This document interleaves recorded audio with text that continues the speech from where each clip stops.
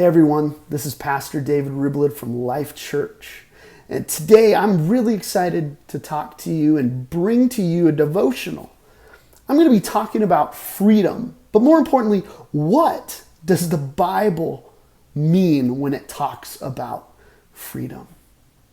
For me, when I think about freedom, I think about being confined to parameters where I can't do what I want to do the way I, David Ruybalid, want to do it. And then I'm set free from the parameters, so now I can do whatever I want to do in the way I, David Ruybalid, want to do it.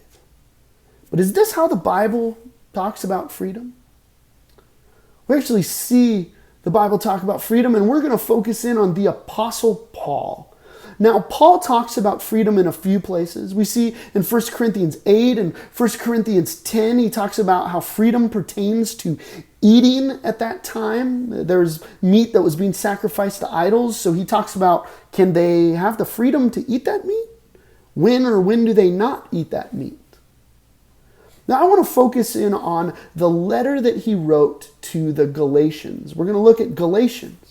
Now, Galatians was written because there was a group of Jewish Christians that were teaching that the non-Jewish Christians, called the Gentiles, that they needed to become Jewish in order for them to be true Christians. And in particularly, they were pushing that they needed to be circumcised.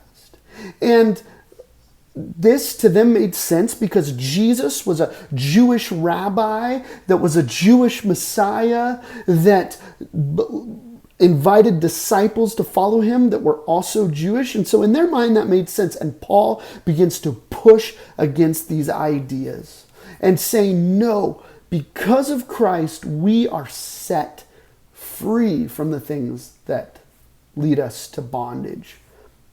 In the Old Testament, the Jewish people were set free from Egypt, and God gave them the law and the commands as identifiers to them as God's people who have been set free. But the problem was they used these commands and these laws in ways in which they would pile upon people and expect things of themselves and other people, things that actually just brought them under more bondage and stress. And so Paul is pushing against and saying, no, we are free in Christ. I want to bring us into Galatians 5, starting in verse 1 is where we're going to start. And Paul says something really interesting about freedom here. Here's what he says. He says, it is for freedom that Christ has set us free. So this thing he's calling freedom, it's this bigger mantra, this bigger way outside of ourselves. And this is why we are set free. He goes on, stand firm then, and do not let yourselves be burdened again by the yoke of slavery. And he defines here in this chapter that the slavery he's talking about is a slavery of selfish desires that he calls desires of the flesh. If you jump down to verse 19, he lists them out here. He says this, the acts of the flesh are obvious.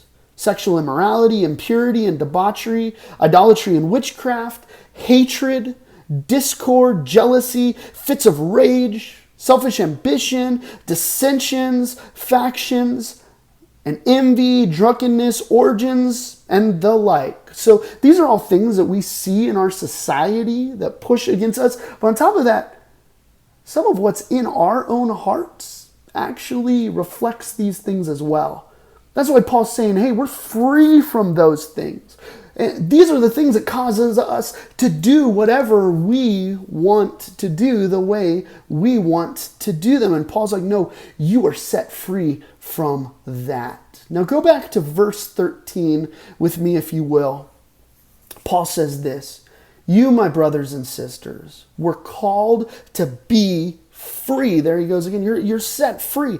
But do not use your freedoms to indulge the flesh. So here's what he's saying. Hey, you're set free, but you're not free to do whatever you want to do the way you want to do it your way.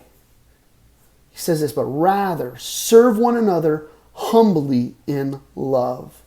For the entire law is fulfilled in keeping this one command that we say is part of the mission of the church. It's this: love your neighbor as yourself.